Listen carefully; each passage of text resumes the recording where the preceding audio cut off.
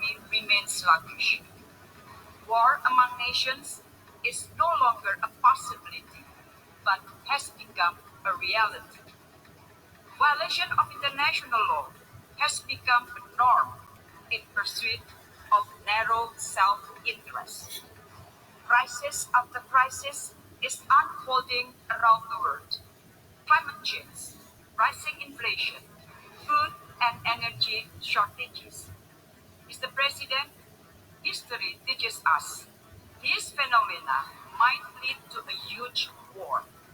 Let us look at the period leading up to Second World War, the Great Depression, rise of ultranationalism, competition over resources, and rivalry between major powers.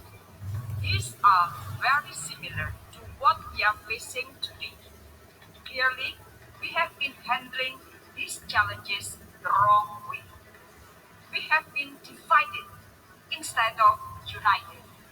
We have been working individually instead of collectively. We have been focusing on words instead of deeds. The question now, what are we going to do about it? Are we going to continue the same path? Or are we going to choose a different path? If we continue the same path, we will be heading toward a disaster.